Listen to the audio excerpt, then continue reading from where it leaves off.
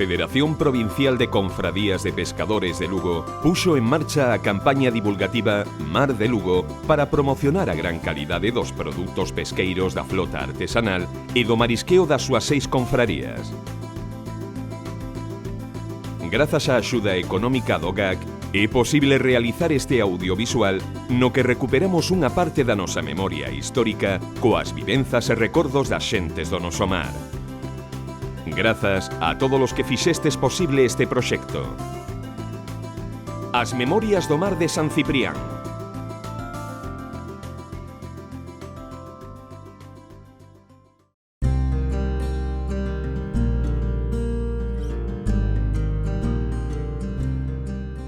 As testemunhas históricas da relación de San Ciprián co mar e a pesca veñen moi de lonxe.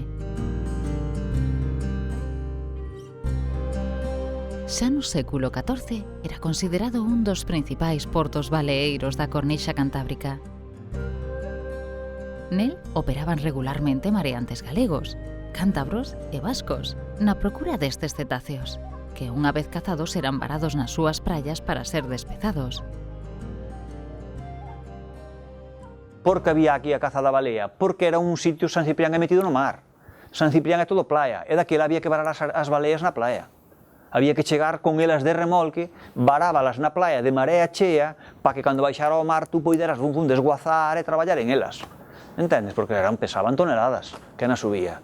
Había que ter un aparejito, desguazábanse ali no momento, desguazábanse, tiña que ser todo rápido, nese momento había que chamar moita xente, viña xente incluso das aldeas para axudar ao desguace, olía mal, os osos que daban aínda deixábanos ali tirados.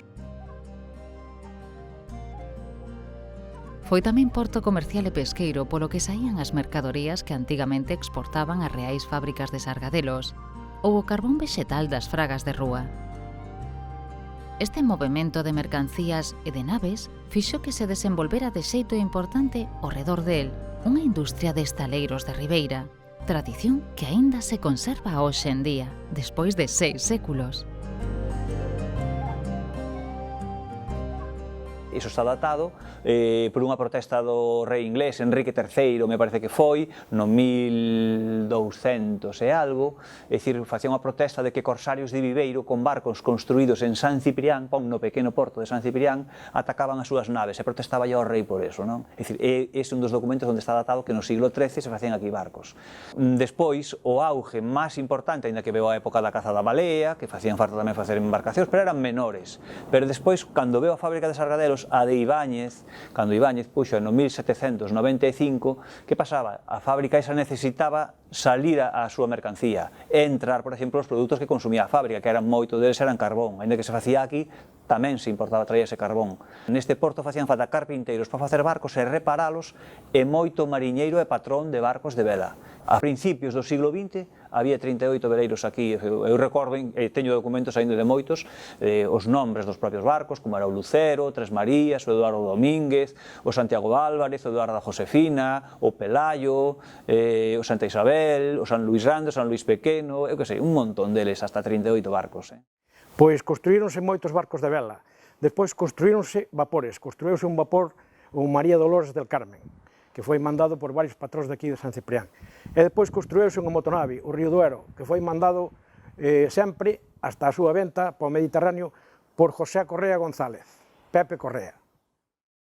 Acordo perfectamente, porque ese barco fixo aquí, o que dio o Río Duero fixo aquí. E os saqueinos de novo, e se construíronse aquí. E como a este, construíronse tamén o Medela, había varios barcos aquí. E pesqueros, construíanse moitos aquí.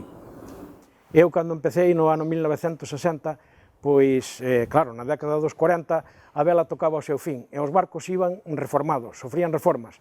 A uns metíanlle máquina de vapor, a outros metíanlle motor, e entonces a min tocoume xa a navegar con vela e con motor, no motoveleiro San Estanislao.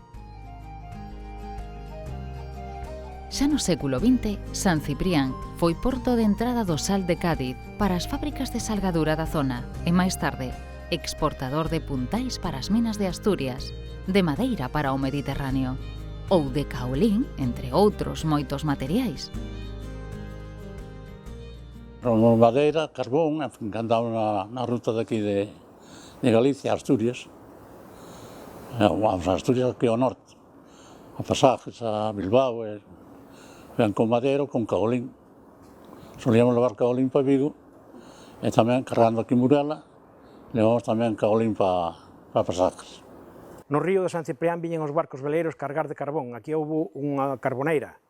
Daí ven que se chamou o estadio Carbonel. Había unha pila de carbón aí moi grande, viñen os barcos cargar, e viñen as mulleres daqui das aldeas, Trasbar, Castelo e Rúa, viñen cargar a cestos na cabeza, unha planchada que se poñía e cargaban os barcos aí, varados no río. E despois na pleamar, cando a marea estaba chea, salían os barcos po mar. A fama de vos carpinteiros de Ribeira fixo que ata non hai moito tempo fora frecuente a demanda de sancibrenses noutros portos da zona que requerían dos servizos destes profesionais da madeira para construir as súas embarcacións. Sendo eu pequeno, a década ponlle dos 70 aos 80, pois aquí había 3 astilleros. Cada astillero tiña tamén o seu grupiño de xente, uns tiñan 8 ou 9, máis ou menos, dependendo un pouquiño, porque sempre se podía contratar un ou máis, pero 7, 8 eran 9 operarios. Vamos a ver, que recordo eu daquela? Pois recordo aínda de vir os serradores, e serrar a mao as quillas, serrar con serra de aire. Esa é unha cousa que sí que a teño gravada porque víalo serrar aí e mellor botaba unha semana ou 15 días aí serrando toda a madeira. Era un traballo un pouco máis, evolucionou tanto cos coches, con todo eso, que antigamente íbase cortar a madeira ao monte, despois traíase e serraban os serradores. Despois xa había, pezas grandes, por exemplo, as quillas e eso serraban. Despois xa se empezou coas serras de máquina e eso, non? Tamén foi importante o renome acadado polos veciños desta vila como a mariñeiros experimentados e preparados. Isto lles posibilitou non só desempeñar as súas labores na pesca, senón tamén que lles facilitou o acceso a outro tipo de oficios máis especializados e mellor pagados, como era o caso da mariña mercante.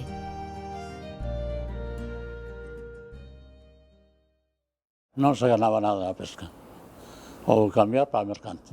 A mercante, que non era moito o sueldo, era fixo. Era, a final de mes, todo o mundo cobraba.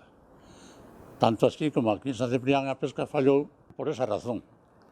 Porque a xente marchábase para a mercante, aunque ganaba menos, era máis seguro. Además, o de pesca, hai que andar nela para saber o que é. Cando partías o quiñón e tal, xa debías a mitad dela. San Ciprián destacou tamén pola pesca e polas súas industrias derivadas. 2 fábricas de salgadura daban traballo e sustento a numerosos veciños da vila alo polo século XIX e principios do XX. Ata que coa chegada das conserveiras, estas factorías foron esmorecendo. Pois aquí esta fábrica que estamos vendo aquí ao fondo, pois foi unha antigua fábrica de salazón. Viñan os barcos pesqueiros cargados de peixe aquí, traballaban mulleres, descargaban o peixe aquí e elaboraban aquí, que ainda existen os píos onde elaboraban ese peixe. Foi fábrica de salazón de peixe, nunca foi outra cousa. Tuvo vivienda arriba, que moita xente dice que tuvo unha planta sola, tuvo 2 plantas, tuvo vivienda arriba, os propietarios viviron arriba. Hai outra fábrica de salazón no outro lado do río, tamén dos mesmos propietarios. Foi fábrica de salazón, foi asteleiro de carpintería de Ribeira, foi a Serradoiro. A anécdota do anillo que me contaba sempre miña sogra, e meu sogro tamén, é que cando a fábrica de salazón aquí a fábrica bella esta que hai aquí por leste de San Ciprián, traballaba aí unha rapaza que lle regalaron un anillo ao mozo. O mozo andaba na cabotaje, andaba na mercante, entonces facían víveres aquí. Facían conservas na fábrica de salazón, para despois, para víveres, para cando iba navegando. Ela perdeu o anillo. Desapareceu o anillo, estaba facendo a conserva, desapareceu o anillo, e ao mes seguinte, pois cando veo o mozo, traía o anillo. Traía o anillo que abreu unha lata de conserva en Bilbao, ou non sei se foi, ou por aí foi, e dentro da lata de conserva encontrou o anillo que ele lle regalara. Xa no século XX, concretamente no ano 1930, fundouse a Confraría de Pescadores, órgano de gran importancia social na vila, debido á relevancia que tiña a pesca na economía e na sociedade daqueles anos en San Ciprián. O tipo de pesquerías practicadas polos mariñeiros deste porto dende os anos 40 ata os 80 do século pasado non diferían das que se facían na contorna, sendo fundamentalmente os oficios propios da pesca artesanal, do marisqueo e da baixura as súas principais fontes de ingresos. Aínda así, os cambios experimentados neste oficio ao longo dos anos foron máis que evidentes. Antes, o bonito pescabas aquí cerca do Fariñor.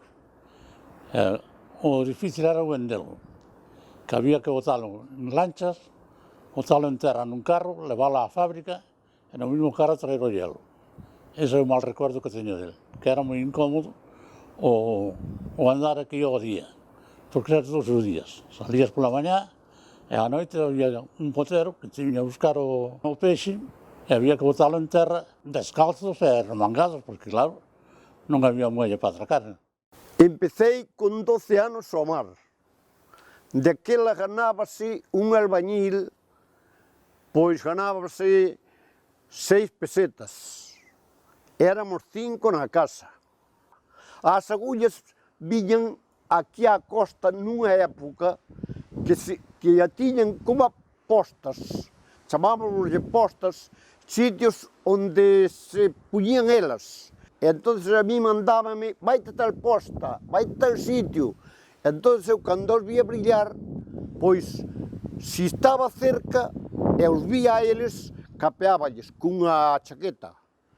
Se non os vía, estaba lexos, facía lume nunha tuxeiriña pequena, pois facía lume, entón eles vían o fume e iban xa para ali. A pesca daquela era fácil pescar moito. Un día collemos máis de 1000 bonitos. Sei que fomos á nevera 3 veces no día. É dicir que se íamos a mentería, botabas o cordel, estaba ferrados todos. Andando á pesca, recordo eso, como anécdota, un día que collemos máis de 1000 bonitos.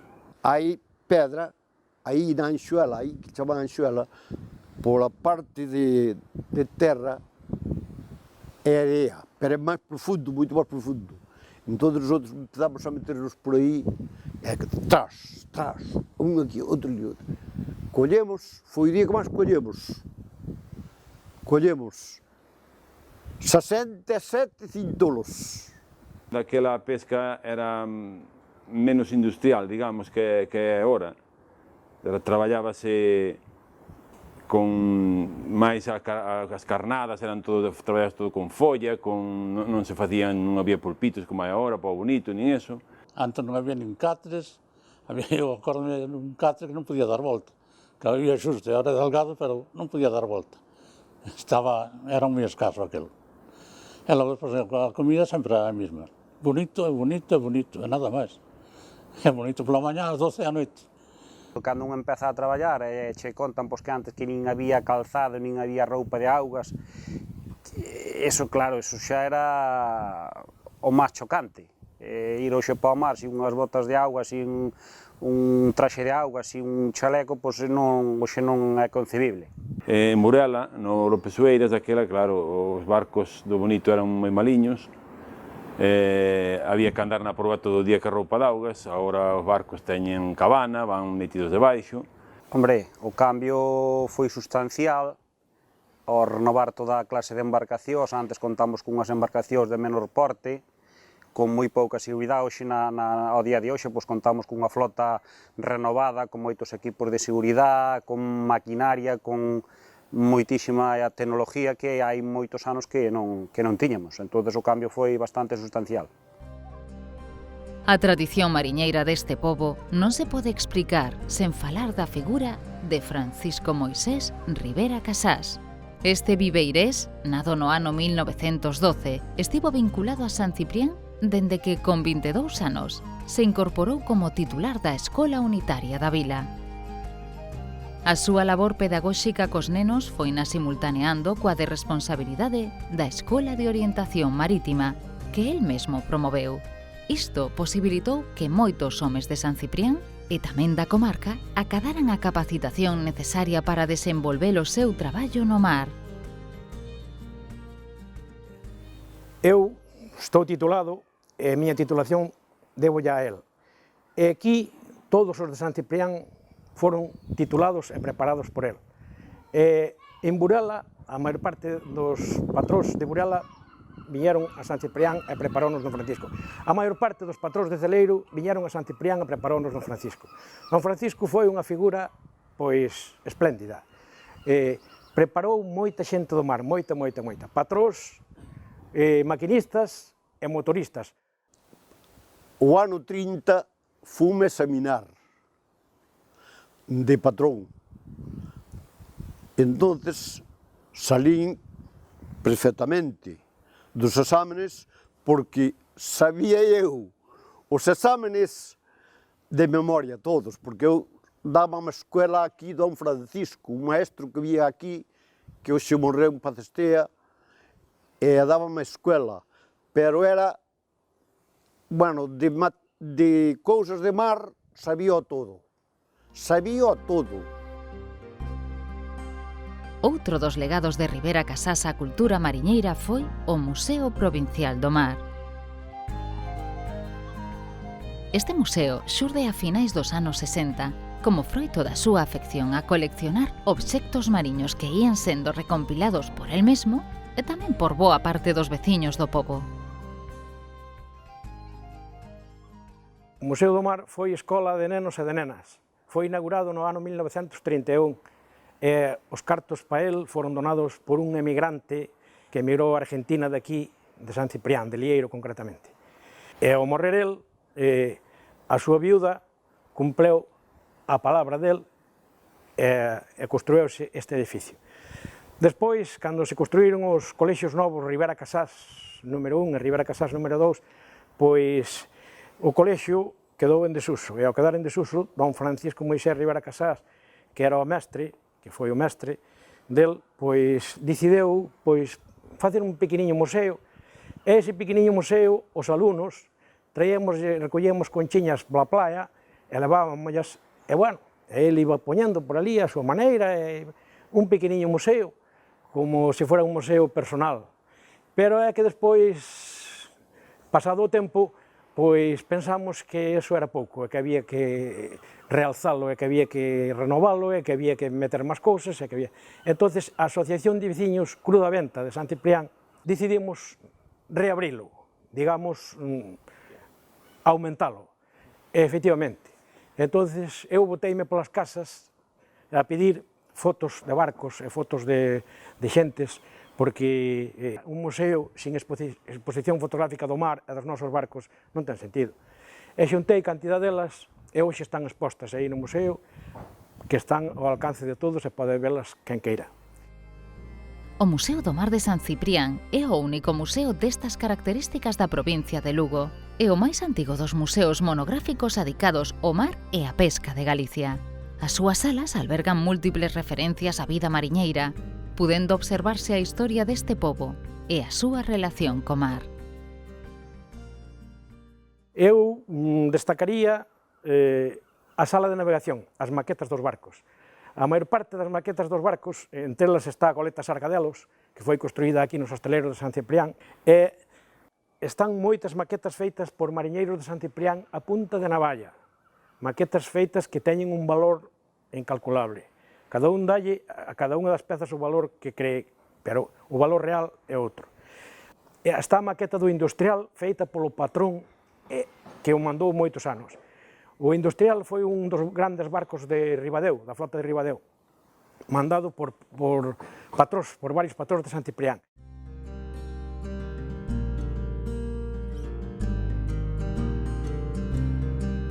Tamén na década dos 60, concretamente no 1965, a empresa viguesa Masó instala unha factoría baleeira no portiño xovense de Morás, adscrito á Confraría de San Ciprián. Esta explotación dispoñía de 2 barcos tripulados na súa meirande parte por mariñeiros da vila. Nas instalacións de Morás, que aínda permanecen en pé, as capturas eran despezadas e procesadas. había 2 barcos, o Carromeiro e o Cabo Morás, traían, funcionaba, traían os cachalotes, amarrábanos nunha boia, aquí afora, aí onde están as últimas lanchas, e despois nosotros, cunha lancha pequena, traíamos hasta a rampa. Tiñamos unha maquinilla aquí para varalos na rampa, e despois había unhas maquinillas, unha principal e 3 máis pequenas, de vapor, para subilos para arriba, os cachalotes e as bañeras. Quitábase o touciño, primeiramente, por unha parte, quitábase a carne do lomo, e despois virábase, que as maquinillas, dábaselles volta, e quitábase polo outro lado. E quitábase todo o de dentro, as costillas, e íbase destrozando. O traballo xerado por esta baleeira posibilitaba unha fonte de ingresos a un considerable número de persoas da contorna durante a tempada de caza destes cetáceos, que ía de abril a decembro. Pois xente, éramos 17 efectivos, 17 que traballábamos todo o ano. E despois viñan 14 para o desguace, para cortar e tal. E despois había 10 ou 12 mulleres para cortar a carne, para aproveitar a carne.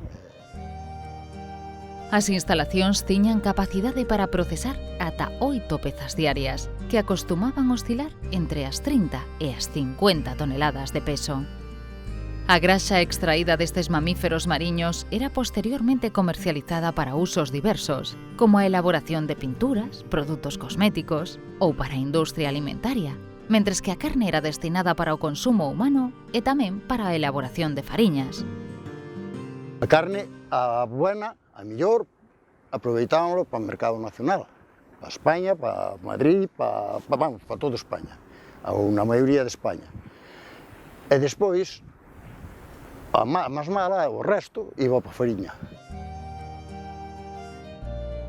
A baleeira de Morás pechou as súas portas a finais de 1976, tras ser adquirida por Alumina Aluminio, a actual Alcoa. O seu peche, a totalidade dos traballadores foron contratados no novo complexo industrial do aluminio, que estaba a poñerse en marcha a escasos metros da baleeira. Todos, menos 2 que eran maiores, tiñan 65 anos e jubiláronse, pero o resto todos. O día 1 de julio do 77 entramos a maioría, en Alcoa. A chegada de Alumina Aluminio á comarca fixo que todos os povos da zona experimentaran un troco radical na súa forma de vida, sendo quizáis en San Cibrao onde máis se notou esta influenza. A plantilla desta industria nutriuse dun gran número de traballadores locais, que case da noite á mañá cambiaron a súa actividade no mar por un traballo en terra mellor remunerado e menos arriscado. Isto provocou que todo o tecido económico da vila vinculado ao mar sufrira uns cambios significativos.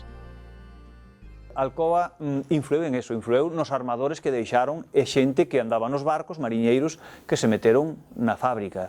Pero non foi ela, digamos, non, a raíz da Alcoa construíronse menos barcos, non, porque, vamos a ver, deixaron de haber menos astilleros en toda a Mariña, pero non por culpa da Alcoa, en todo Galicia, pero non foi por culpa da Alcoa. Cando antes os barcos que viñan, como me falabas tú de Burela, incluso viñan de Foz, algúns invernar aquí á ría, a raíz de que se fixe Alcoa, que colleu o que é o río, fixo un balse de Río Cobo, parou de drenar o río, entón quedamos encalados. Entón é imposible entrar con un barco aí, entran lanchiñas pequenas e nada máis. Ao non haber arrastre de area, pois non hai calado, non hai... inutilizou a ría. Foi, digamos, a gota que colmou o vaso. Había cerca de 40 barcos boniteuros, entre eles andaban a espada, andaban ao bonito. Cando veo Alcoa, pois, a moitos colleronlles terras, pois deronlles aí un posto de traballo fixo, a xente tamén preferiu estar en terra que non andar embarcado, e foronse facendo os barcos que prácticamente quedaron, nada, moi pouquiños, 6 ou 7. E ao irse jubilándose a xente, pois desapareceu a flota. Desapareceu a flota boniteira, a flota espadeira, desapareceu, quedan 2 ou 3 que teñen puerto base en San Ciprián, pero uns están en Chile e outros están noutros portos por aí despertigados. Teñen un puerto base aquí, pero non operan aquí. Actualmente a Confraría de Pescadores de San Cibrao conta cos portos de Morás e Portocelo, situados no concello de Xove, ademais do propio porto sancibrense.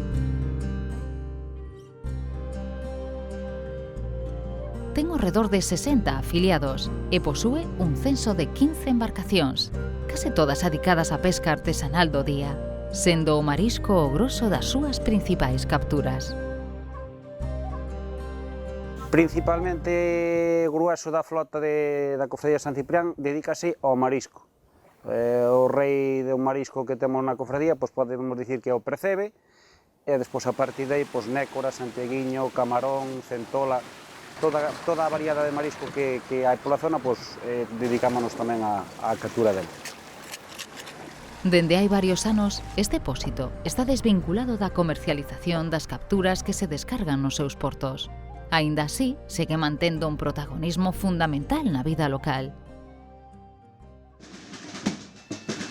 Regularmente colabora na organización das festas patronais e tamén noutros eventos promocionais de produtos do mar, como son a Festa do Ourizo de San Cibrao, declarada de interese turístico galego e que ten lugar anualmente entre finais de febreiro e principios de marzo, ou a Festa do Percebe, que se celebra cada ano no concello de Xove no mes de xullo.